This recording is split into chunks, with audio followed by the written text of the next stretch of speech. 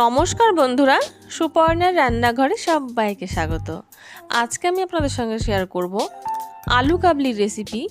যখনই একটু চটপাটা কিছু খেতে ইচ্ছে করবে তখনই কিন্তু ঘরে থাকা মাত্র কয়েকটা উপকরণ দিয়েই বানিয়ে ফেলতে পারেন এই আলু কাবলি। খেতেও কিন্তু ভীষণই ভালো লাগে। চলুন তাহলে দেখে নেওয়া যাক আমার আজকের এই চটপাটা আলু কাবলির রেসিপিটি।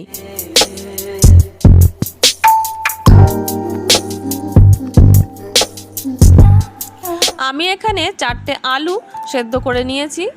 এবার এই আলুগুলোকে ছোট ছোট টুকরো করে কেটে নেব। সব আলুগুলো কেটে নিয়েছি। এবার যে প্লেটের মধ্যে আমি আলু কাবলিটা সাজাবো সেই প্লেটটা নিয়ে নেব। আমি এরকম কাগজের প্লেটগুলো নিয়েছি। এবার এই প্লেটের ওপরে কিছুটা করে সেদ্ধ করে কেটে রাখা আলু দিয়ে দেব।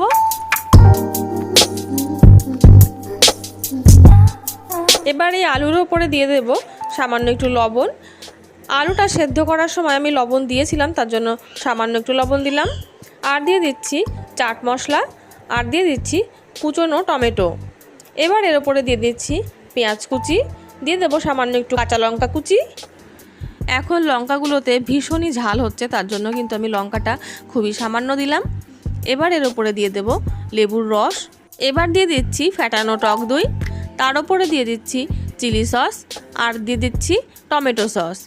আর সব শেষে দিয়ে দেব একটুখানি ঝুরি চানাচুর। তাহলেই কিন্তু তৈরি হয়ে যাবে আমার আজকের রেসিপি আলু কাবলি। আপনাদের এই ভিডিওটি কেমন লাগলো তা কিন্তু আমাকে কমেন্টে জানাতে ভুলবেন না। ভালো লাগলে ভিডিওটিকে লাইক এবং আমার চ্যানেলের নতুন বন্ধু হয়ে থাকা চ্যানেলটিকে সাবস্ক্রাইব করে আমার পাশে থাকার অনুরোধ রইল। চলে আসবো অন্য কোনো নতুন রেসিপি নিয়ে আপনাদের সামনে। ততক্ষণের জন্য নমস্কার। সবাই ভালো থাকবেন, সুস্থ থাকবেন।